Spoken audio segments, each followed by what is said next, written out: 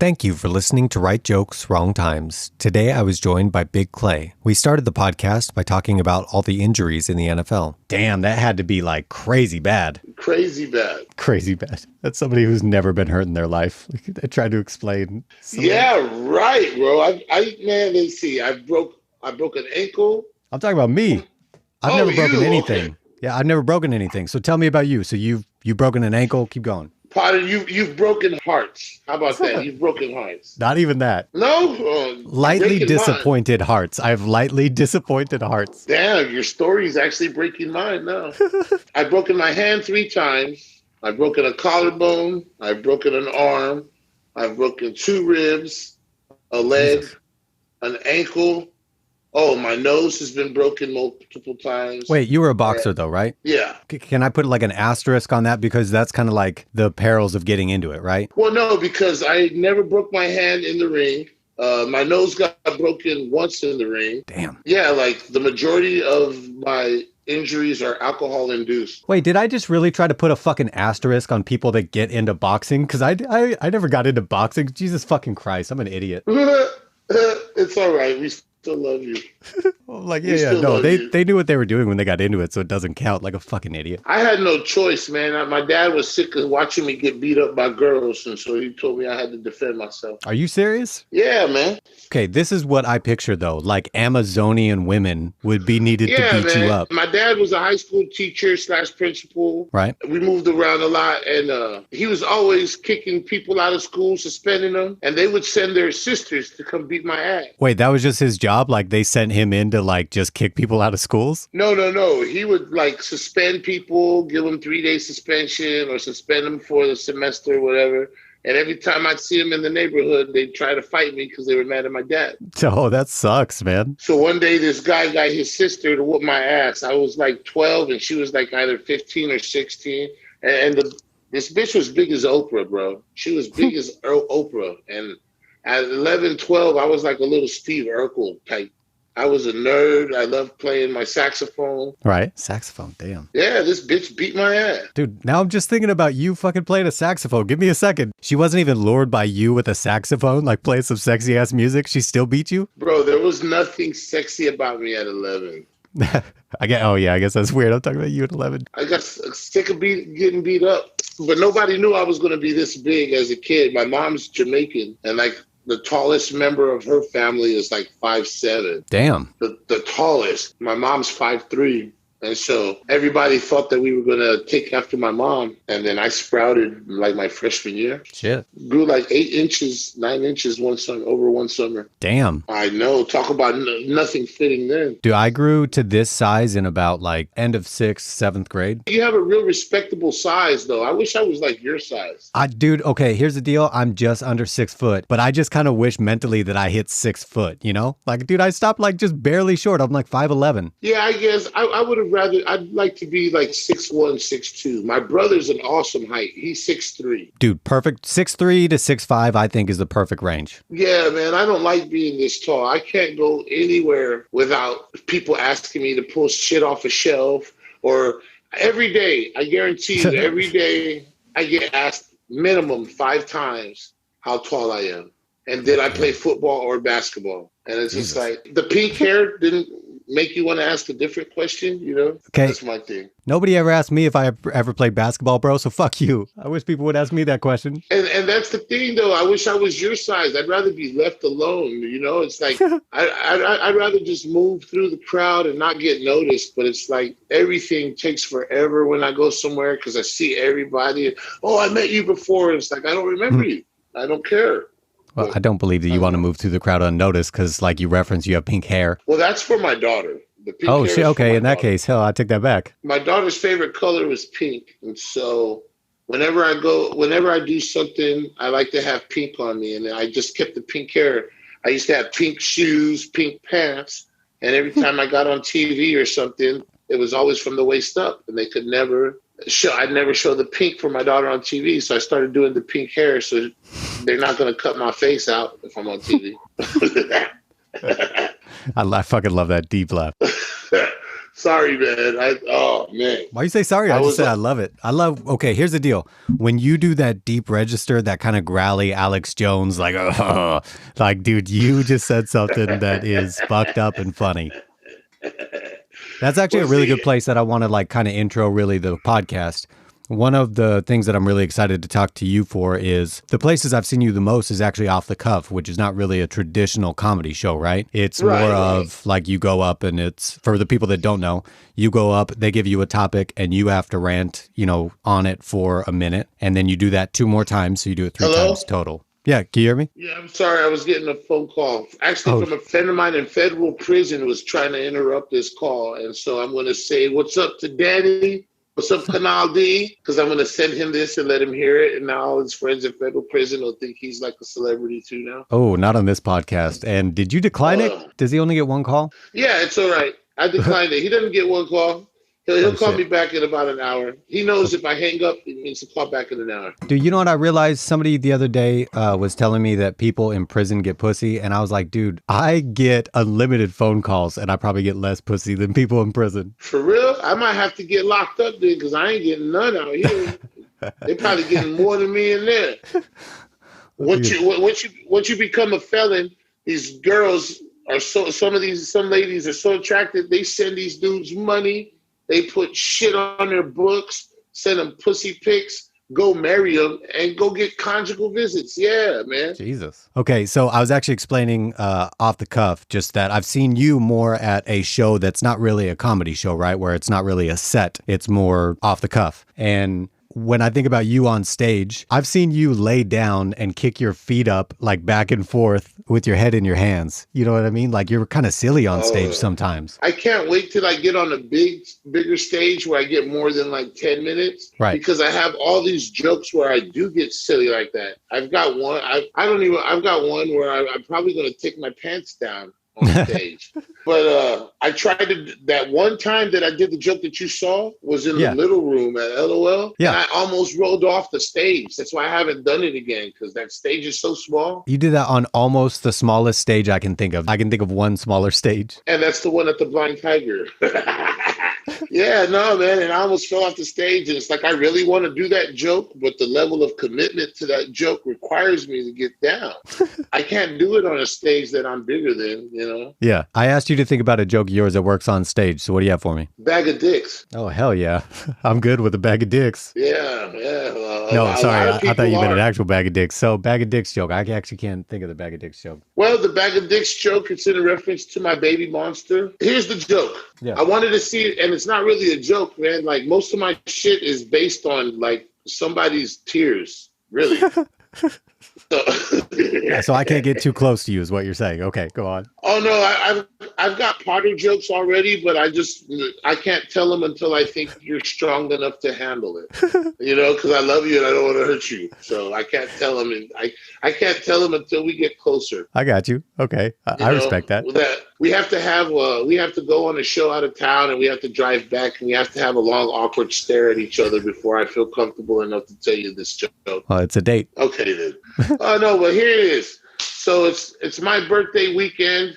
It's not my weekend with the kid. My kid says, "Dad, I want to see you for your birthday." I said, "It's your mom's week." She says, "Well, if you ask her nicely, she'll say yes." I said, "I can't talk to her." And she says, "Well, send her something nice, like some flowers or an edible arrangement." And so I ended up having to go back to court because I ended up sending her mom a bag of dicks. She said edible arrangement. She had an assortment when we were together, so I sent her a bag of dicks. Could you make the argument in court that she really loved dicks? Oh, yeah, I have her old cell phone. Yeah, it looks like a Tinder page for penises only. Just, long, short, fat, white, circumcised. And there was one that I didn't know what happened to this fucker. It looked like a Prince Albert got ripped out of it. You're just like, Your Honor, in my defense, she's had way more dicks than roses since she's been with me. In my defense, Your Honor, her behavior has exhibited an exorbitant taste for strange peni. An edible arrangement, if you will. It was edible. Well, maybe that's where I got in trouble. They were none of them were chocolate. They were all rubber. They were all silicone. I guess you can't eat silicone. Oh shit, it was like a legitimate bag of like dildos. Well, no, it wasn't a bag. It was like each one. Some of these things come in like their own little sleeve, and it was actually a box, but they were all bagged separately. Yo, okay, so this is how stupid I am. I know you could send somebody a bag of dicks and it's actually like these little gummies. See, if I would have done that, I wouldn't have got in trouble. That's what I pictured. I guess that's the me version of doing that. Jesus, I would do something like that. You sent them the full-blown dicks. Holy shit. Yeah, see, and it got even worse because she let my kid open the box. So it was like, even worse for me. Yeah. So that's like Anchorman 2. Yeah, I don't know. I don't know what goes through my head sometimes, man. Usually it's THC and alcohol that goes through my head. What made you think of doing that? Just like, you were like, you know what, fuck it. This is the time. I've had enough. I don't know what made me do it, man. Like, I don't know. I think I just like pushing the limit too. Like the pink hair, yeah, I do it for my daughter, but I also like when somebody looks at me and goes, faggot. And I'm like, well, you're about to get beat by one. You know, I'm not gay. You know, it's just like, I like pushing the boundaries. And I like throwing people off and making them uncomfortable. So I love it, man. So when I went to the sex store to pick out the penises, and like, I'm not gay at all, but I just like if you want to think I'm gay, you have a problem with gay people, I'm going to make you even more uncomfortable. Hell yeah. Hell yeah. So I put the little shopping cart around my elbow, like Little Red Riding Hood, and I'm skipping through the aisles picking penises. Oh shit! You had to check out with tons and tons of penises. Yeah, it was hilarious. Okay, do you go for the savings because it's just a gag? Do you go cut rate off-brand penis, or did you go real deal and really splurge on the dicks that you were going to drop off? Nah, man, if my kid's mom is happy, then my kid's happy, you know? So I want to make sure I sent top quality shit. I was going to say, because if you went up with all off-brand stuff, I think the people at the checkout counter would be like, honey, you need to... Hell no, man. I was picking up that Adam and Eve, man. I wasn't getting none of that cheap shit. I wasn't. I got one where the head spun and everything, and it was made out of like clear pink gel with glitter in it and shit. I went all out. It had a name, the Astonisher or something. The landlord. The debt collector. I also asked you to think about a joke of yours that you wrote that you liked that didn't work on stage. What do you have for me there, man? The joke I didn't write, but a friend of mine wrote it. Yeah. And he dared me to do it on stage. Yeah, I like where this is going already. So, and shout out to Joe Legretti. I miss you, bro. Oh, I love Joe. I love Joe Legretti. So, me and Joe, we're just having a writing session, and these are all Kobe jokes. And people are like, you better not. Right. They're like, you better not do any Kobe jokes. I'm seriously mental. And so it's like, I deal with a tragedy by making jokes automatically. Same. Yeah, bro. I cry at like Visa card commercials where the dog runs up. I do, bro. It's like, I've been through so much pain, and it's not like a sad cry. It's a joyous cry, I think. Like, I see beauty in things. Sometimes I see beauty in things that bring a tear to my eye. I've been through so much. I had a girlfriend murdered. I had a baby murdered. Yeah, man. And so it's like, when I see beauty, it puts a tear in my eye because it eases that pain in my heart, you know, and I appreciate that. So when Kobe passed away, man, Kobe was one of my favorite players. Don't ever let me say anything other than that. Yeah. Like, I have a shoe collection for your ass. I have half of my shoe collection are Kobe NXTs, you know? I don't know them off the top of my head. Right, because you're not a Kobe fan. I am. Dude, I love Kobe. So I grew up in Southern California, man. No, I feel you, but I mean, it's like, every time a news Kobe would come out, I would purchase it. I would get the color options on it. Definitely not a fan in that sense. Definitely. Yeah. Right. So I got up and I told this joke, and I didn't realize that the audience was like probably 85% women. I don't know if they were having a convention down the street, but it was like 85% women. And I told that joke and it was crickets. And the guys started nothing I told it screwed up the whole set, man. Screwed up the whole set because the women were so mad that I told that joke. The guys were laughing at the joke, but then you could see that they were with women and the women were getting mad at the guys. And it's like every time I told a joke, it's like a percentage of the male audience decided not to laugh because they knew they had to leave with this bitch they were with. Dude, I love those jokes. I love love those jokes. I do too, man. I love those jokes that split the person that you're sitting with or that you came with. And I'll give you an example, like an extreme example that I've had. I was watching a show one time, and this is like, I want to say it was like 10 years ago, and I'm Mormon, and it was a masturbation joke. And I was actually at the show with my parents. And so I was trying so fucking hard not to laugh, dude, so hard. And like, it was one of the funniest jokes I'd ever heard. I love jokes like that. I do too. I told it. Have you heard my adoption joke? I know you have. I told that shit in Austin, and there was a group of married couples. It was two parents, two sets of parents, and the kids got married. And so there's like a total of 6 couples sitting in the front row. And I told this joke, and all 3 guys laughed like a motherfucker. The next thing you know, I see the oldest lady pinching her husband's thigh. Oh. And like he stops laughing. And I can tell that the youngest son or the youngest dude in the front row, he's trying to keep the laughter back. Yeah. Well, after the show, the old man comes up to me, and I don't see the wife. And he says, I have to tell you, sir, you're hilarious. And right when he goes to shake my hand, she says, Bill, get over here. Oh. I was just, she was so mad. But dude, he was willing to cheat on his wife for that millisecond to tell you how much he loved your comedy. That means that you fucking made that dude laugh. But he didn't laugh the rest of the show. That's because he was trying to get laid, bro. There's the power of pussy. Yeah. Oh, I don't think he's getting laid at 70.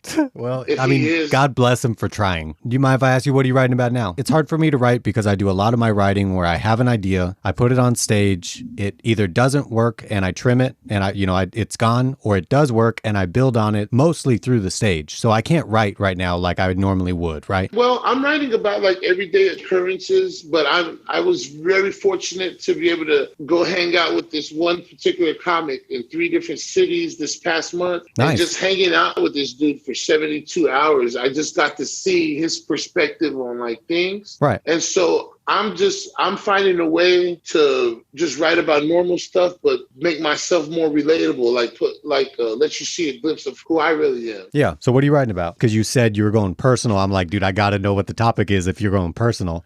So strip clubs, dude, I'm so excited that you're talking about this because I've never been to a strip club. So please, dude, I got to hear what you're talking about.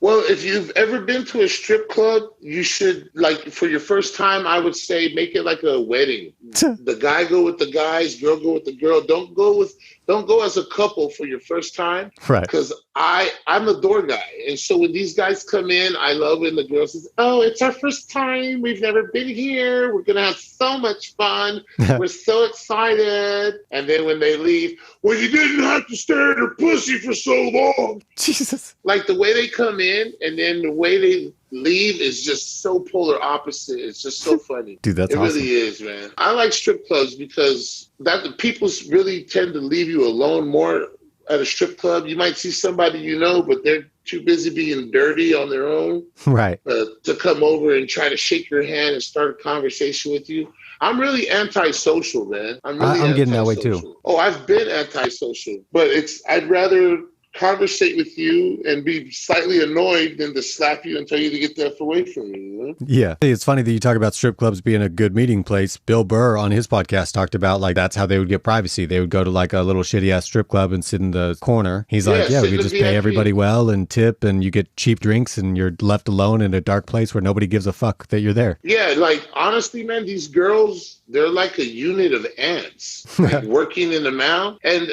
if you tell one dancer, I'm sorry, miss, I'm not here for dances. As she's walking off, she'll be like, nah, girl, don't fuck with that nigga. He broke. He don't want no dances. And they won't come up to you. Go tell the queen stripper? Yeah, no, not even the queen. Like one worker ant can send a signal to the entire mound. And like after you tell one girl, no, I'm not here for dances, they'll leave you alone. I like going there just because if you go to a regular bar or a regular club, everybody in the place who knows you comes up to you, tries to talk, drunk, pat you on the back, buy you a drink, blowing smoke in your face. I don't like that.